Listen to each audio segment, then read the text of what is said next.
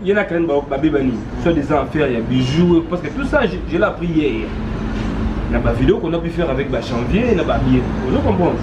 Affaire à bijoux, on a quand même avec un bijou n'est bon. Alors que Janvier, le bijoux, il y a un malaka, quand on a valise, sous quelqu'un n'a pas de photo. Attire le monde à bijoux. Donc pour la banque, on a des amis. Vous comprenez? On a c'est l'homme à dire, il n'a pas Janvier. Alors, les Kéchou, les Kéchou ont une intimité un peu avancée. Profonde, il y a Karim Moukoum. Donc, quel que soit le problème, les Kéchou sera toujours derrière Karim. Hasard vers Ipekil, Kuna na Gombe. Ipekil, donc les inspections provinciales de Kinshasa. Ici, là, général Kasson, Sylvano Zalara. Ici, là, général Karim Mazari Nakala. Ici, là, il y a encore les cas. Ici, là, il y a tout les cas. Mon boulot, on a tout profité pour faire le conseil. Même s'il y a un problème, vous comprenez?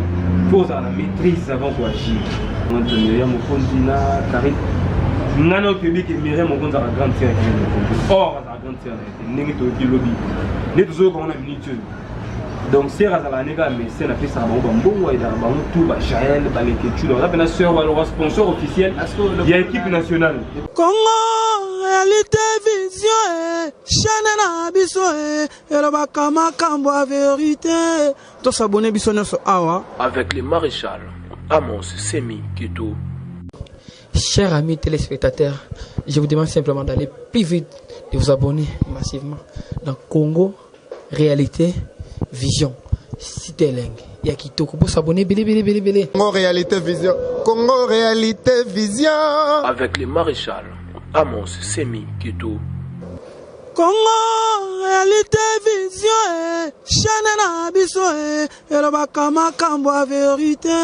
Tous s'abonner biso sur Awa, na Congo, réalité, vision. Congo, réalité, vision, chaîne na biso, et le bakama kambo a vérité. Avec le maréchal. Amis internautes de partout dans le monde, bienvenue sur Congo Réalité Vision. Le plaisir est partagé d'être ensemble avec vous pour vous présenter cette émission. Comme j'ai toujours l'habitude de vous le dire chaque fois que je présente mon émission, et merci pour votre confiance, merci pour votre fidélité que vous accordez pour votre chaîne Congo Réalité Vision. Nous sommes là pour vous informer au moment opportun, les actualités, tout ce qui est comme l'actualité culturelle, politique, nous sommes là pour vous informer. Et aujourd'hui, nous allons parler pour un sujet qui nous fait mal, notre confrère qu'on appelle Jérémy Panda, connu au nom de Leketchou, qui était arrêté aujourd'hui, qui était arrêté hier vers 23h. Ça fait mal. Et il y a certaines choses que nous pouvons le traiter à l'amiable, nous pouvons le faire en dehors de la justice, en dehors des policiers, parce que quand nous faisons nos amitiés, il y a de bons moments et de mauvais moments. Moi, ça me surprend de voir un ami, un confrère qui se fait arrêter brutalement et aux heures tardives. Ça fait vraiment mal. Pour ce sujet, comme invité, Jérémy Louemba, qu'on aura avec lui pour analyser, parler, donner des conseils et pour édifier les gens et pour aussi parler à notre soeur qui a porté plainte à son petit frère qui est le Kéchou, Kevin Panda. Ça n'honore pas, ça fait vraiment beaucoup de la peine. C'est pour cela que nous sommes là. Et quant à moi, je tiens à dire merci à le grand maréchal Amos Semi Kito, le boss de Manchester, mon boss là où tu es. Bon week-end, bon séjour là où tu es. Et aussi à sa femme qui est Mami Lokota, big dédicace Mami. Et moi c'est Pembe options, moi c'est Pembe Bengananda maman. Merci beaucoup à toi. Merci à mon caméraman qui est là, Mbayo, Mouzé, derrière la caméra. Merci aussi à mon réalisateur Eliezer de la presse. Merci à vous, chers internautes, vous qui nous faites confiance, vous qui ne cessez jamais de nous donner des conseils, de nous prodiguer des conseils. Merci. Et mon invité est là, Jérémy Louemba, bonjour. Bonjour César Kamoto, bonjour également à tous les amis qui nous suivent à travers le monde. Donc c'est encore une fois Un grand plaisir d'être avec toi. Bonne santé. Ouais, santé, tout. Parce que chaque fois, justement, donc. Je tiens à remercier mon ami Iradi Moussena, Emilia Moussena, salut à vous. Et je tiens aussi à saluer Nathalie Elifa, ma chérie. Dédicace à toi. Et mon vieux, le grand Vietnamien, un Vietnamien noir, un Congolais au Vietnam, mon vieux Willy Longa, le chancelier. Salut à toi. Passé longuement mon Bluetooth depuis Moscou. Salut mon cher.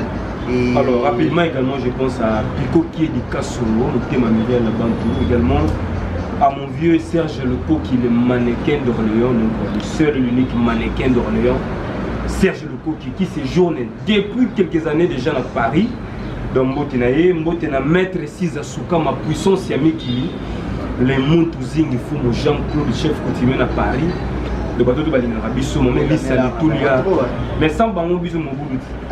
Tout ça là boulot pour la bande de la Rabisso, donc bateau va faire sans confiance à bango. On est ensemble pour de vrai, donc Talara chez Maréchal. Merci ami entendant, comme je vous l'avais annoncé au début. Le on a envoyé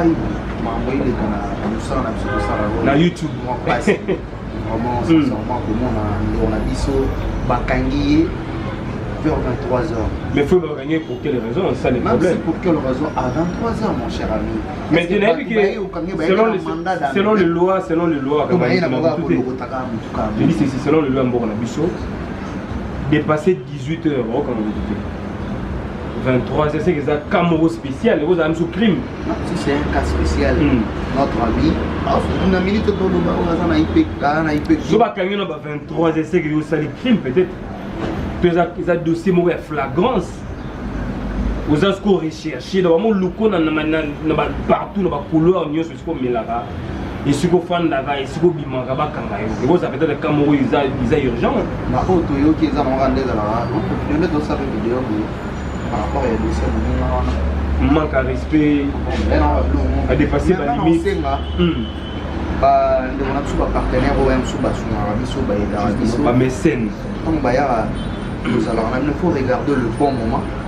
Non, tout le temps le solo, nous avons fait les Ketchou. A manqué Serna et Myriam au compte de respect. On peut manquer ou pas, oui. Je ne peux pas entrer dedans. Oui. On a une réalité, c'est ce qui vraiment manque qui est. Parce que jusqu'à présent, on a mon vidéo place à manquer qui était. Il y a eu incompréhension. Justement, oui. Entre Myriam et les Ketchou. Maintenant, si. Ce fait que Myriam a utilisé son petit frère pour faire arrêter le Ketchou. Donc, on a dit lobby vers 23h. Donc, à l'heure actuelle, hasard vers Ipekin Kuna Gombe, Ipekin, donc les inspections provinciales de Kinshasa, ici là, général Kasson, Sylvano Zara, ici là, général Kalé Mazari Nakala.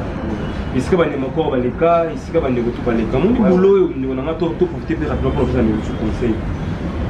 Même s'il y a un problème, vous comprenez, il faut avoir la maîtrise avant d'agir. C'est très important. Parce que hier, on a dit à Biri, on a jamais mon conduit, c'est bon, je suis chauffeur qui est tellement trop. Par rapport à ce qu'il va faire, on a dit, mon conduit, Karim. On a dit que Myriam, mon conduit, a grandi. Or, on a grandi. On a grandi. Donc, c'est la mais c'est la fête, ça va bon, il y a tout, Jaël, les Ketchou, on a une sœur, le sponsor officiel, il y a l'équipe nationale. Lorsque bon, il y a quand même Babébani, soit des affaires, il y a bijoux, parce que tout ça, je l'ai appris hier. Il y a une vidéo qu'on a pu faire avec Janvier, il y a une vous comprenez. Affaire à bijoux, on a créé un bijou, alors que Janvier, le bijoux, il y a un malaka, quand on a valise à soupe, il y a un photo. Attire le monde à bijoux. Donc pour la banque, on a le coup. Vous comprenez, on a c'est l'homme à dire, il n'a pas janvier. Alors les Ketchou, les Ketchou ont une intimité un peu avancée, profonde, il y a Karim Moukoum. Donc quel que soit le problème, les Ketchou sera toujours derrière Karim. Mais sur la même tout le monde, quand tu penses vraiment, Karim on a la bagage, comment on est janvier, mais on va baisser il y a quand même bagage. Karim, comment on va dossier? Sali Karine Lawel. Et on a souvent dossier. Non, ça n'a pas Karine. On va dossier. Na kenda in fona na Karine. Karine azalai na cousine sa grande sœur. Tu mets ma soeur à parler. Ouais, bah non, ça là. Tu mets ma soeur à tout parce que tu es yoga ça. Yoga n'aime ça. Nous travaillons comme on a fouté. C'est qu'il a fait ça. Vous comprenez, il y a la réalité. Il y a ma carrière, il y a route au parce que ma collègue, au plus à mon point de vue, il a pris comme un problème. Tu comprends? Naza juste n'a pas pour comment on a monté.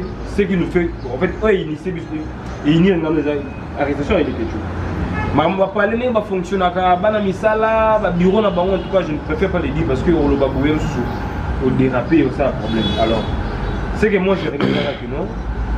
N'ayez pas zani les sous davantage dans mon droit janvier mon compte avec le wallet. Bras droit cerveau moteur ya Karine. Vous comprenez? À se désolidariser na bango. À créer chemin na yi. A remis sur pour la bango, ils ont culture na bango. On il fait que ce que ça n'ani pas moins ming. Beaucoup mieux créer mon intimité, mon un peu, je crois, il y a pas sens nyoso. Après qu'il y a un problème, il y a mon ami qui t'a beaucoup travaillé. Il faut être libre et indépendant chez nous. Comment le ketchup à défendre la camarade de Karine Mukonzi.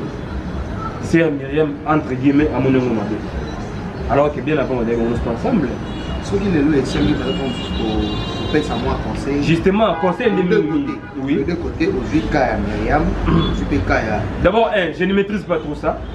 Mais tout le monde a la vidéo, tout le monde a hindi, soit invité pour le bio non, bah pour ça qui côté yo. Baloba côté alors que biso pena nous ne sommes pas mieux placés pena après ça va concerner Marambo. Parce que tout ça on a bango tout moment. N'est pas fonctionnaire à tout maîtriser en côté mais le gars dossier à YouTube. Nous sommes censés quand même donner un point de vue. La sens où on a rôle bagarre que non. C'est vrai que baza bango ensemble mais il nous en dit. Il est dans ma réserve dans Rosala une partie Rosa pour contenter voilà. Karine. OK. Sans que vous allez la partie prix. Dans le nègre, les questions salées le mot vous avez intimité na Karine. Quoi qu'il en soit, le problème où ils allaient qui entre Karine et Myriam, est-ce que pour les gars on va vu caméra va tuer on a pour non, ils ont un sentiment, ils ont une ambiance au fait. Puisque ba mesana déjà moni ndenge bazali na a on a kin on ba mesana mais puis vous allez ensemble. Et on m'a dit moi famille. Le problème c'est que tout raisonnement numéroté et chacun aussi a sa manière d'agir, a sa manière de faire les choses, a sa manière de voir aussi les choses. Donc bah on n'est pas fonctionner par exemple. Ce n'est pas la première fois. Parce que Marambo et les cas moi que j'ai le peur de intervenir hier mon émission Salaki a mis un peu pour se mettre à la place de tout le monde.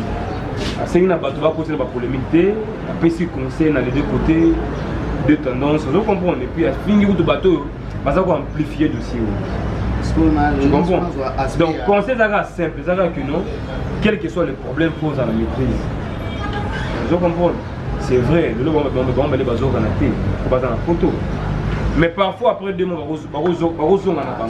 parce que YouTube on est les anciens ennemis vont m'aballer. Les anciens alliés sont ennemis, tu comprends? Donc, je pense que Marambo et Obatuba contre la banque parce que Baroyo a la banque. Ça, c'est sûr et certain. Sauf que l'ingénieur a rappelé un solo, par exemple. Tôt ou tard. Il y a juste pour aspect côté Myriam. Elle a passé de bons moments avec le ketchup, Nakari, pour faire arrêter mon tour. À 23h. On a eu sur en dehors la vidéo. Aussi ça va aider. En dehors il y a Rosala. Dans autant la maman nyonso. L'excès d'intimité, bon moment, et moi au Kabila elle faisait tout plutôt pour la banque. Pour faire avec on a cette heure là 23h. To commune attend tisiko. Autos en abandeko ba utikuna azaka retenu. Solution moins malongée zaté. Autant la tête, malgré tout ce qui se passait, le bon moment on va les qui ça. Maman sur balexer ensemble. Autant la montée. Bon, toutefois César a posé bonne question, mais il faut dire bah nous avons ça la biso un peu différent. Ça la biso n'a pas qualité, pas défaut, pas faiblesse, pas point fort également. Vous comprenez? Nous avons un moutoir, un nengue naïe, un radouci naïe. Ce qui peut-être va faire arrêter les ketchup, ça peut être une manière d'avertir les gens. Il ne faut plus aller encore davantage. Parce que l'interpellation, je suis à moi avertissement. Une manière de te faire, de te taire en fait. Et tu vois, totalement avancer. Mais je ne sais pas vraiment ce qu'il y a pour le faire souffrir. Ça, je ne sais pas. Mais il y a l'État qu'on surtout la police ne fonctionne pas. Ça va arrêter au bon mot. Il faut quand même attendre. Il faut enquêter, la vérité à faire, qu'on sort. Donc, nous avons nous tardé. Hier, 23h, nous sommes aujourd'hui déjà 12h, 13h. Nous avons tardé. Parfois demain ou après-demain, on va qui t'a dit qu'il y a personne? On se comprend. Alors, il faut un peu mesurer l'infraction, on va mesurer les problèmes en nous. Chose on va faire bénéfice. On tient l'écart. Mais ce qui va toucher la personnalité à nous, par exemple, il y a des injures, il y a des mots, tout ça, il ne va pas saisir, il faut faire amende et conscience. C'est comme ça, c'est clair. La loi est dure, mais c'est la loi. Donc, tout le monde a fait ça mon temps. Nous devons maintenant aller à la source. Vous comprenez? Tu entends les mots, tu vas avocat ou quoi, les policiers, qu'est-ce qui se passe réellement? Est-ce qu'en dehors de la vidéo, il y a quelque chose qui peut être une déclaration? En dehors de ça, est-ce que va finir dans WhatsApp? Vous comprenez? Il faut parce que c'est quoi les problèmes? Chose que dossier, tu n'as beaucoup. À partir de là, on peut maintenant analyser et puis conclure. Ami internaute, merci beaucoup de nous faire confiance. Mais ils ont en face de Jérémy Loué. C'est un ami que quand on réalise des analyses, il fait avancer ses pensées. Vraiment, je suis très content de lui.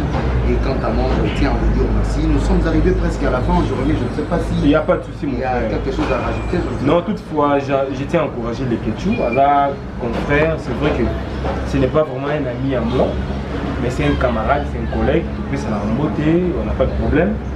Donc passe naïe quelque part après au déranger Bissot. Soit on a on est là, ça l'a donné bien. La solidarité. Justement, donc, nous sommes solidaires avec lui, on est ensemble donc, toutefois. On a appris ça hier la nuit et ce matin que Bakanaki, Azana Pékin, tout ça. Tous les premiers années notés, Mazama de Sébastien, Nabamon, Nabapotouna, Karine, Myriam, bon voilà. Ce sont des choses qui arrivent, on se bat très bien.